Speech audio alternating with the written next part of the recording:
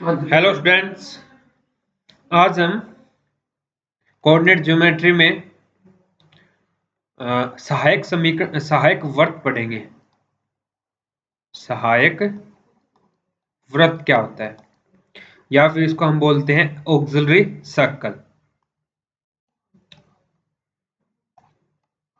Auxiliary circle,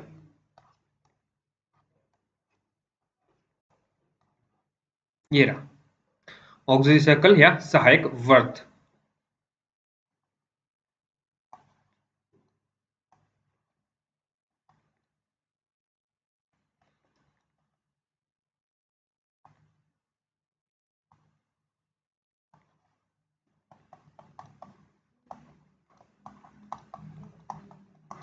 सहायक वृत्त, तो इसकी डेफिनेशन देखते हैं।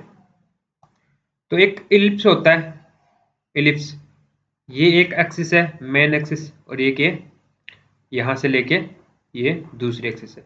ये तो होती है दीर्घ एक्स, ठीक है। ये क्या होती है, दीर्घ एक्स, यानी कि बड़ी एक्सिस, और ये क्या होती है, छोटी एक्सिस, यानी कि जिसकी वैल्यू छोटी है वो छोटी एक्सिस और जिसकी वैल्यू बड़ी है वो दीर्घ एक्सिस। तो इस दीर्घ एक्सिस को व्यास मान के अगर हम एक सर्कल खींच दें, सर्कल ड्रॉ कर दें,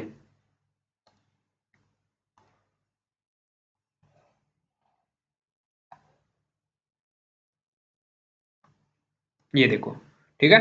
तो इस सर्कल को दीर्घ एक्स को व्यास मान के एक सर्कल अगर ड्रॉ किया जाता है तो इस सर्कल को हम ऑक्सिलरी सर्कल या फिर दीर्घ एक्स बोलते हैं।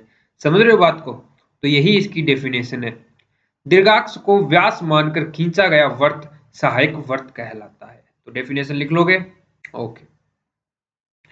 तो कोई भी हमें अगर L by R is equal to 1 plus E cos theta conic section दे रखा है, तो ये कोनिक सेक्शन दीर्घवृत्त कब बनेगा, जब e is less than 1। Then क्या होगा, ये जो इक्वेशन है वो क्या बन जाएगी, इलिप्स या फिर दीर्घवृत्त।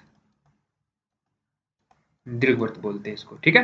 कब, जब e की वैल्यू 1 से छोटी हो तब हम इसको दीर्घवृत्त या इलिप्स बोलते हैं।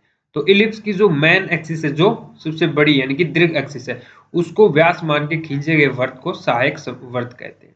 तो इसकी डेफिनेशन क्लियर है? चलो ठीक है, तो ये हो गया हमारा दीर्घ एक्सिस। उसके बाद आते हैं सांकों का आलेखन करना, कि किस टाइप से इसको ट्रेस करें। तो इसमें मैंने 4-5 कंडीशन बताई थी, उसके बेस पे इसको हम ट्रेस कर सकते हैं। जैसे थोड़ा इसको रफली बता देता हूं मैं आपको, ये आपके एग्जाम में नहीं, मतलब कॉमन सेंस की बातें हैं। तो आपको L by R is equal to 1 plus E cos theta कोई सांकों का समीकरण दे रखा है, कोनिक की इक्वेशन दे रखी है। तो यह कोनिक इक्वेशन वर्त होगी यदि e इज इक्वल टू 0। तो पहला केस हम डिस्कस कर रहे हैं when e is equal to 0। अगर e 0 है तब ये 0 हो गया, यानी कि L by R is equal to 1 आएगा। इसका मतलब r is equal to L। तो ये तो एक वर्त की इक्वेशन होगी। r इज इक्वल टू यानी कि कॉन्स्टेंट, यानी कि L रेडियस का एक सर्कल बन गया, वर्त हो गया, ठीक है। तब हमारी इक्वेशन क्या बन जाएगी, वर्त बन जाएगी। तब ये हमारा क्या बन जाएगा, वर्त हो गया, ठीक है। दूसरा केस कि जब e इज इक्वल टू 1, तो दूसरा केस जब e इज इक्वल टू 1 हो, तो e इज इक्वल टू 1 हो तो हमारी इक्वेशन क्या बन जाएगी, L by R is equal to 1 plus cos theta. इसका मतलब r इज इक्वल टू, इसका रेसिप्रोकल कर दीजिए, या फिर r को इस साइड लीजिए, इसको इस साइड ले, यानी कि L by 1 plus cos theta, ठीक है। तो ये पैराबोला होता है। क्या होता है, पैराबोला। इसको थोड़ा सा एनालिसिस कर सकते हैं। जैसे इस पैराबोला का ये क्या होता है, फोकस होता है, इसको हम ध्रुव मानते हैं और एक ये इनिशियल लाइन खींचते हैं। तो ये इनिशियल लाइन है। तो जब थीटा इज इक्वल टू 0 होगा तो यहाँ पे r की वैल्यू पुट कर देंगे। तो थीटा इज इक्वल टू 0 पे कोस की वैल्यू क्या होती है, 1 होती है। 1 और 1 2, L बाई 2 आ गया। तो यहाँ पे L बाई 2 दूरी ये मान के चलो, ये L बाई 2 दूरी है, ठीक है। L बाई 2 दूरी, यहाँ ये पॉइंट हो गया। फिर जैसे जैसे हम ऊपर बढ़ेंगे थीटा का मान बढ़ जाएगा। तो 90 डिग्री, 0 से 90 डिग्री में कोस की वैल्यू कम होती जाती है। कोस की वैल्यू कम होगी तो 1 प्लस कोस की वैल्यू भी मतलब 2 से कम होती जाएगी, यानी कि इसका डिवाइड करेंगे तो इंक्रीज होता जाएगा, यानी कि इसकी वैल्यू इंक्रीज होती जाएगी, ये बढ़ती जाएगी, ये जो है ना ये बढ़ती जाएगी बढ़ती जाएगी बढ़ती जाएगी बढ़ती जाएगी ऐसे। ठीक है, तो आप इसको ऐसे ड्रॉ कर सकते हो। और 90 डिग्री पे कितनी हो जाएगी, थीटा इज इक्वल टू 90, यानी कि 0 एल बन जाएगी, ये एल बाई टी है, इसकी डबल हो जाएगी, यहां तक पहुंच जाएंगे हम, ऐसे आएगा ये, समझ रहे हो, ऐसे ये पैराबोला बनेगा।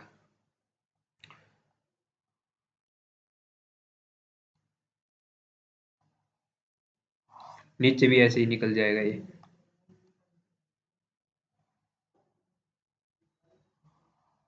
ऐसे।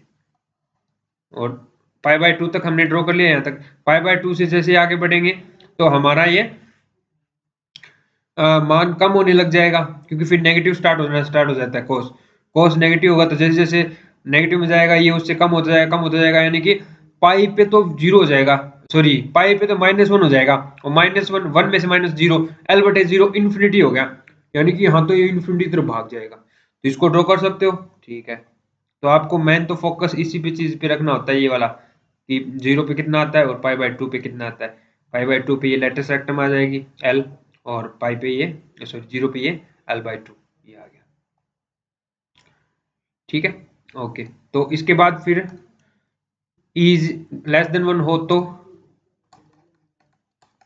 ई इज लेस देन 1, तब हमारी इक्वेशन जो है वो इलिप्स की बन जाती है। क्या, इलिप्स। अब ये कैसे काम करता है, तो r is equal to L by 1 plus E cos theta, तो जब थीटा की वैल्यू 0 है तो हमारे पास थीटा की वैल्यू 0, तो ये पे मतलब ये पॉइंट आ गया कितना, आर की वैल्यू क्या आ गई, एल बाई 1 प्लस ई आ गई, और थीटा इज इक्वल टू 0, ये पॉइंट हो गया। फिर हम देखते हैं कि थीटा इज इक्वल टू 1 पे, sorry theta is equal to pi by 2 पे, यहाँ पे वैल्यू कितनी होगी, तो यहाँ पे theta is equal to pi by 2 पे, यानी कि ये वैल्यू 0 होगी, एल आ गई, यहाँ पे एल, यहाँ पे इतना, तो ऐसे ये ऊपर वाली दीर्घ होगी इसकी साइड, ऐसे हो गए। ठीक है, और ये ठीक से ड्रॉ नहीं करना है, ऐसे ड्रॉ करिए, ऐसे। ठीक है, ऐसे ये पॉइंट ना ये यहाँ पे हो, एल में कुछ कम होगा, यानी कि 1 प्लस ई होगा और 0, और ये पॉइंट कितना है, एल पाई बाय 2, समझ रहे हो बात को, और ये हमारा ध्रुव होगा, तो ऐसे इसको ड्रॉ करना है। फिर फोर्थ, जब ई इज ग्रेटर देन 1, तब हमारा जो कॉनिक है वो क्या बन जाएगा, हाइपरबोला। ठीक है, तो उसको हम ड्रॉ कर सकते हैं।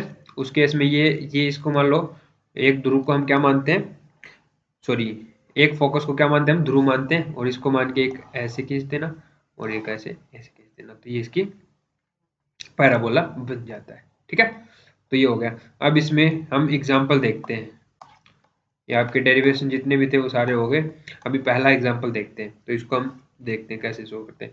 प्रदर्शित कीजिए कि समीकरण L by R 1 plus E cos theta तथा L by R is equal to -1 plus E cos theta एक ही संख्या को निरूपित करते हैं, यानी कि ये दोनों जो कोनिक सेक्शन की इक्वेशन दे रखी है, ये दोनों सेम कोनिक सेक्शन की, यानी कि यदि ये पैराबोला है तो वो सेम पैराबोला को हम इस इक्वेशन के रूप में भी लिख सकते हैं।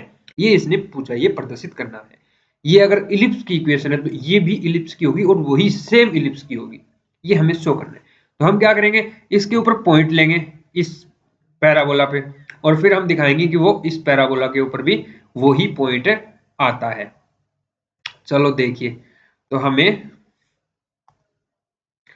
एग्जाम्पल नंबर 1, तो हमें पूछा गया कि L by R is equal to 1 plus cos theta जो कॉनिक है वो, and L by R is equal to -1 plus cos theta E, दोनों कॉनिक सेक्शन एक ही कॉनिक को रिप्रेजेंट करते हैं, एक सेम आकृति को रिप्रेजेंट करते हैं, ये मानना है। ठीक है, ये शो करना है। तो देखिए हम पहले इसके ऊपर एक पॉइंट ले लेते हैं r1 अल्फा, थीटा की वैल्यू अल्फा और r की वैल्यू r1, ठीक है r1। तो ये इसको सेटिस्फाई करेगा, यानी कि L by r1 is equal to 1 plus E cos alpha. इसको थोड़ा ड्रॉ करके समझते हैं।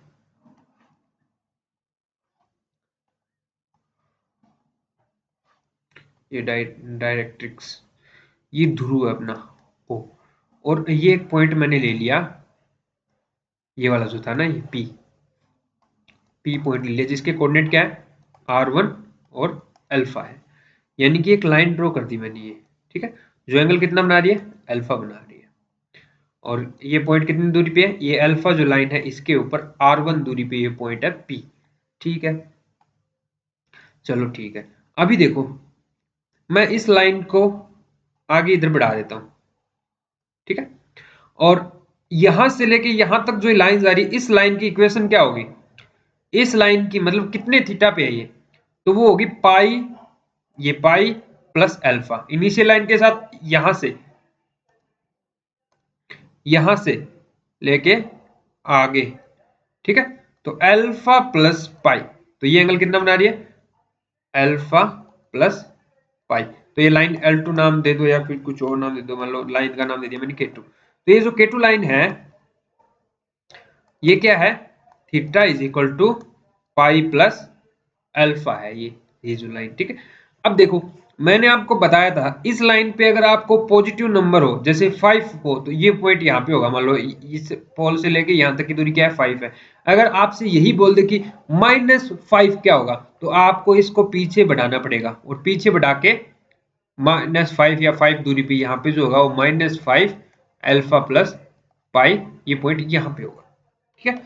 तो अगर आपसे बोल दिया जाए कि इसी लाइन पे R1 पॉइंट कहाँ होगा, इस लाइन पे R1 पॉइंट कहाँ होगा, तो मान लो ये दूरी इधर है ना, यहाँ ये वाला पॉइंट क्या होगा R1 पाई प्लस अल्फा होगा, ये तो थीटा को रिप्रेजेंट करता है, और ये उस लाइन पे कितनी दूरी चले। अब सिमिलरली आपसे बोल दे कि -R1 पाई प्लस थीटा कहाँ होगा, पाई प्लस अल्फा कहाँ होगा, तो इसी लाइन पे पीछे जाओ और ये देखो ये पॉइंट क्या है -R1 पाई प्लस अल्फा होगा, समझ रहे हो बात को। तो देखो इस पॉइंट को मैं, ये पॉइंट सेम पॉइंट है ना, ये P is equal to same है ना, P को हम क्या लिख सकते हैं, P को हम लिख सकते हैं -R1 और पाई प्लस अल्फा, पॉइंट तो सेम है ना अपना, ठीक है। तो अब सेम पॉइंट यानी कि जो हमारा ये वाला कॉनिक था, फर्स्ट जो इक्वेशन थी, इसका एक पॉइंट उठाया मैंने PR1 अल्फा, और अब वही पॉइंट इसमें रखूंगा, क्या वो इक्वल आ रहा है नहीं आ रहा, तो देखते हैं। अब जो ये P है वो इसको मैंने दूसरे रूप में ऐसे भी लिख सकते हैं, इस पॉइंट को हम इस इक्वेशन में रखेंगे, तो देखते हैं सेम आ रहा है नहीं आ रहा, तो रखो L बाई R है ना, तो यहाँ पे हम क्या रखेंगे -R1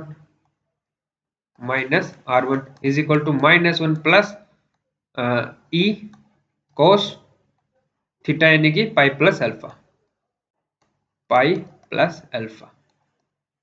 तो यहां से आ गया L by -R1 is equal to -1, और ये देखो ये क्या है, थर्ड कोऑर्डिनेट की बात कर रहा है, ये पाई और पाई प्लस समथिंग है, तो इस कोऑर्डिनेट में आ गया, और पाई पे है ना, ये पाई पे जो फंक्शन है हमारा ट्रिग्नोमेट्रिक फंक्शन वो चेंज नहीं होता, तो इसका कोस का कोस ही रहेगा और अल्फा आ जाएगा, बट इसमें नेगेटिव साइन आएगा बिकॉज ये थर्ड कोऑर्डिनेट में चला गया, थर्ड में कोस क्या होता है नेगेटिव होता है, तो यहाँ पे नेगेटिव साइन आएगा, ये आ गया हमारा नेगेटिव, ठीक है।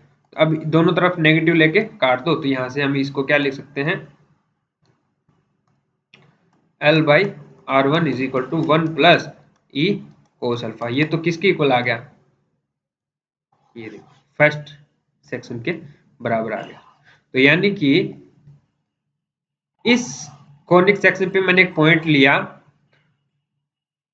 ठीक है, और वही पॉइंट को मैंने दूसरे रूप में ऐसे भी लिख सकते हैं, और इसको यहां पर रखा तो दोनों इक्वल आ गए, तो इसका मतलब दोनों कॉनिक सेक्शन है वो प्रत्येक पॉइंट पे इक्वल हो रहे हैं, तो इसका मतलब दोनों इक्वल है। देयरफॉर